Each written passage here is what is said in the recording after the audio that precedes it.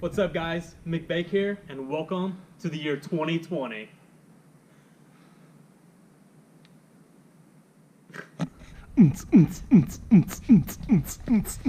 Everybody down.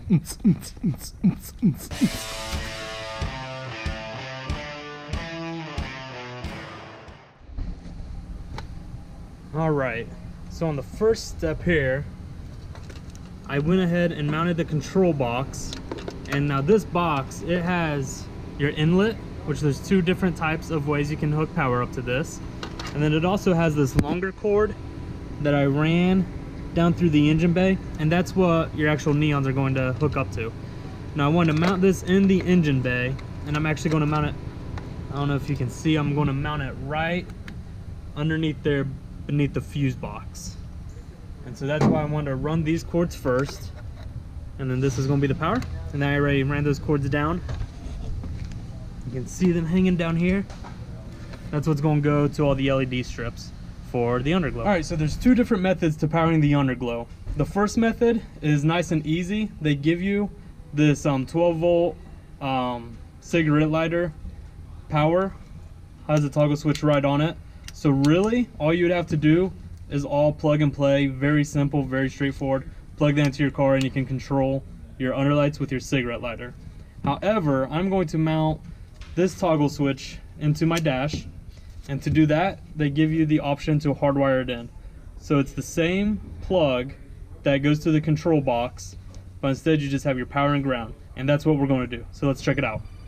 All right, so at this point, I'm running a toggle switch from the interior dash to the hardwired power supply that goes into the box. So to do that, I just found a grommet down here that I can use this wire insertion tool, and that way it's very simple to run wires through the firewall.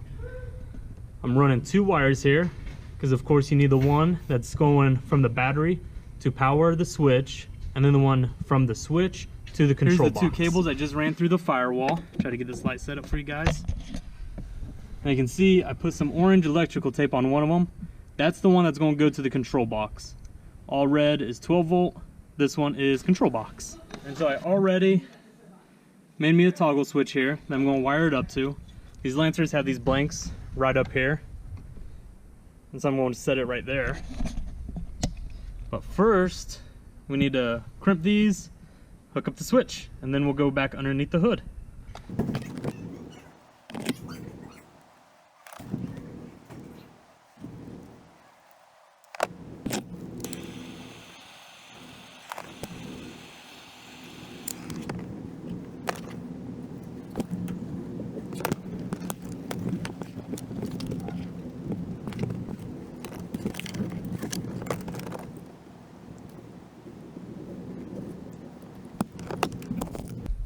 Alright, and then of course, since this has an LED on the switch, I already made up a ground wire, so I'm going to fish that through here. No!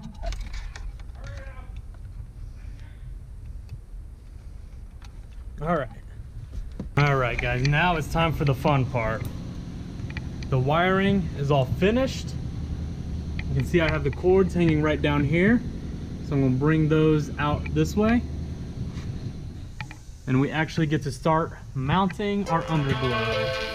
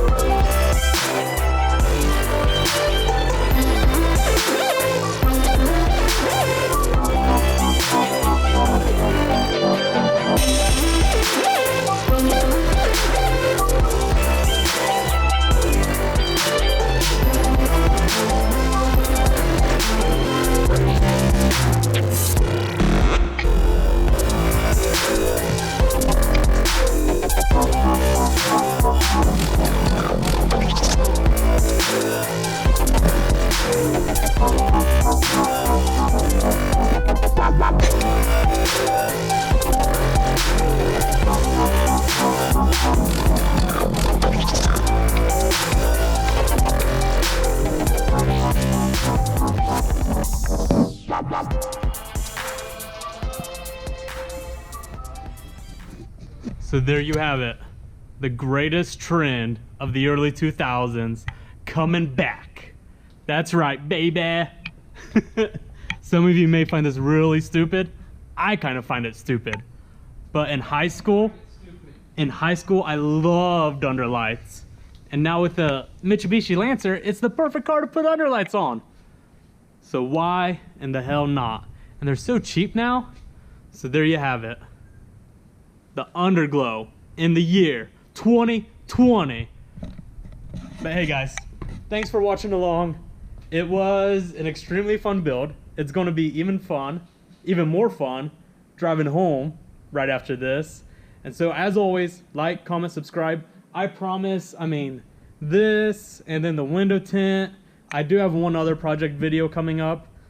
Stay tuned for that, but I promise there are tool videos as well. I promise. I'm sorry I've been doing these little projects. I've just gotten that wild here, you know? So hey, stay tuned, and I'll see you guys next time. McBake, and I'm out.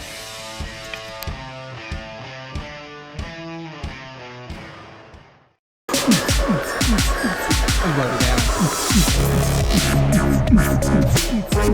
I'm already down. I'm already down. I'm already down. I'm already down.